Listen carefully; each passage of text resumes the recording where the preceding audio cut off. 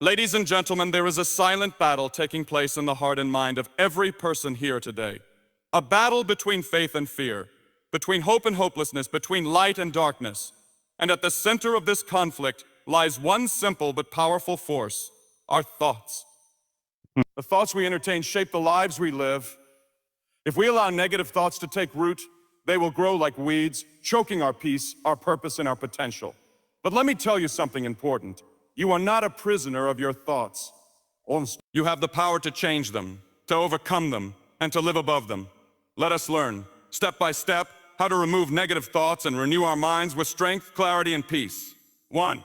Recognize the source. Negative thoughts don't come from nowhere. They are born from pain, fear, past wounds, and sometimes even the voices of others who spoke doubt over your life. The first step is to recognize when a thought does not align with truth. When it steals your joy, your courage, or your sense of worth. Every thought must be examined. Just because it enters your mind doesn't mean it has the right to stay. Learn to ask yourself, is this thought true? Is it helpful? Does it lead me forward or pull me down? 2. Replace. Don't just resist. It's not enough to tell yourself it. Don't think negative. The mind needs a replacement. Just as darkness disappears when you turn on the light, so does negativity lose its power when replaced with truth, gratitude, and hope. When a thought tells you, I can't, replace it with, I'll try and I'll grow. When you hear, I'm not enough, answer boldly, I have a purpose, and I'm being shaped every day. You don't fight a lie with silence, you fight it with truth. The first step in removing negative thoughts is to recognize their source. Too many people live their entire lives in quiet suffering, unaware that the unrest in their hearts is being fed by thoughts they've never questioned. These thoughts arrive silently, whispering doubt, fear, guilt, or shame, and over time they begin to feel like truth. But just because a thought feels real doesn't mean it is right. And just because a thought is loud doesn't mean it speaks for who you truly are. We must begin to ask ourselves, where did this thought come from? It might have its roots in childhood, something spoken to you by a parent, a teacher, or a peer. Perhaps someone told you that you were never going to be good enough. Maybe you were made to feel small or unworthy. 8. Those words, even if spoken in anger or ignorance, can bury themselves deep in the mind, later resurfacing as automatic beliefs.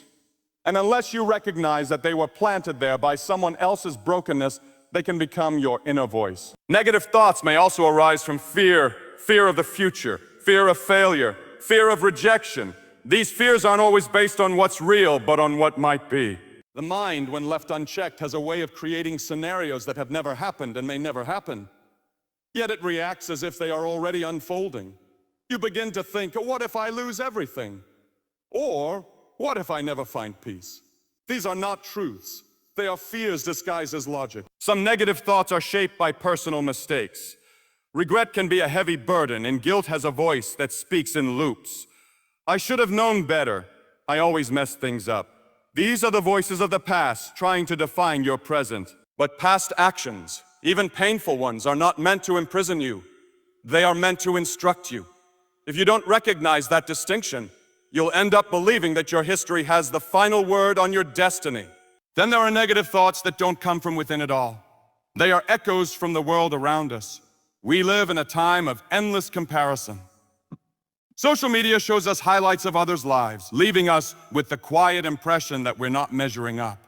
Advertisements tell us that we need to look a certain way or achieve certain things to be valuable.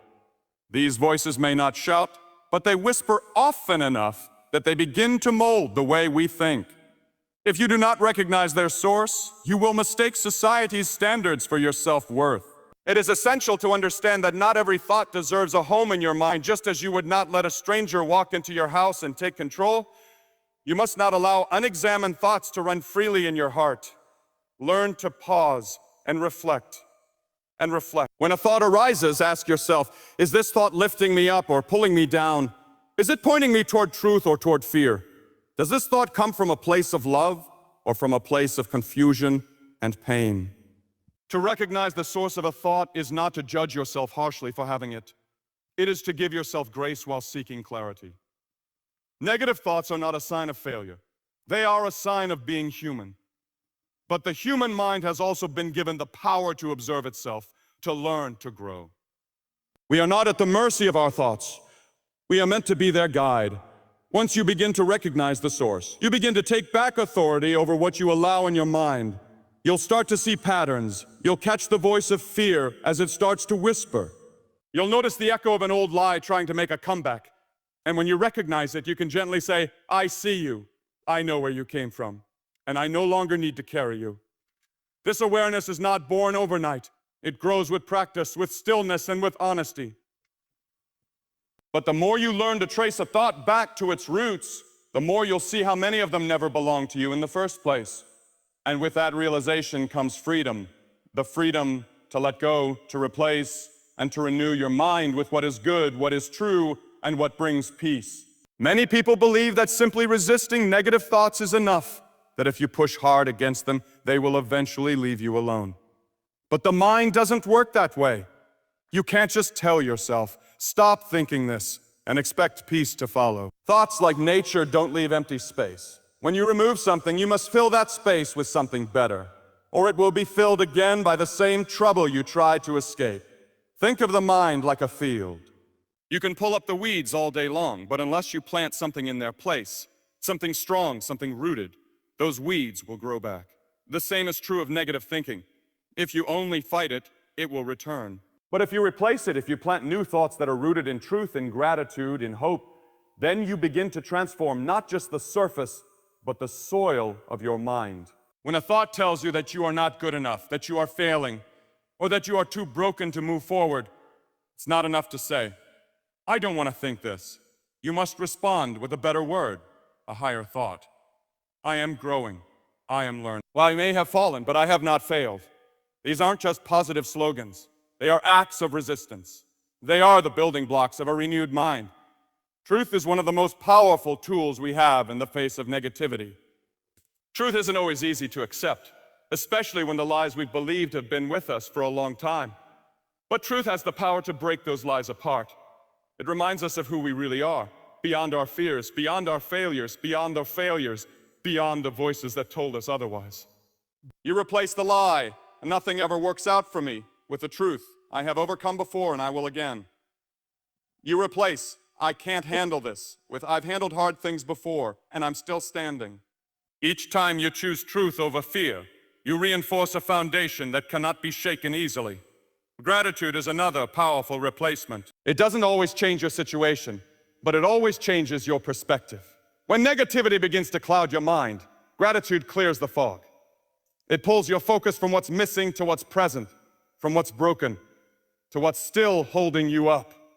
Gratitude doesn't deny pain, but it reminds you that pain is not the whole picture. You can feel overwhelmed and still be thankful for breath in your lungs. You can face challenges and still be grateful for the strength to face them. Every moment of gratitude is like a ray of light that breaks through the darkness. Hope, too, is essential. Hope looks forward. It lifts your eyes from where you are to where you're going. It speaks of possibility, of potential, of the unseen good that still lies ahead. Replacing negative thoughts with hope is not wishful thinking. It's powerful thinking. It's refusing to let your current struggle define your entire story. Hope says, this may be where I am, but it's not where I'll stay. It gives you the courage to take the next step, to believe that better days are not only possible, but promised to those who refuse to give up. The key is not perfection, but repetition. The first time you replace a negative thought, it might feel forced. The second time, it may still feel unfamiliar. But over time, your mind begins to follow the new path. Just as a river carves its way through stone with persistence, your repeated choice to replace negativity with truth, gratitude, and hope will create new mental pathways. You'll begin to notice that when fear speaks, faith answers. When doubt arises, determination shows up. When discouragement whispers, courage steps in. This is not about pretending everything is fine. It's about choosing what you feed. It's about what you allow to grow. You might not be able to stop every negative thought from entering your mind, but you can decide what stays. You can decide what becomes the voice that shapes your day, your mood, and your future. And that decision, to replace rather than just resist, might be the most powerful one you ever make. The thoughts that occupy your mind are deeply influenced by what you expose yourself to every single day. Just like the food you eat becomes part of your body, the content you consume becomes part of your thinking. Many people wonder why they feel anxious, discouraged, or constantly overwhelmed.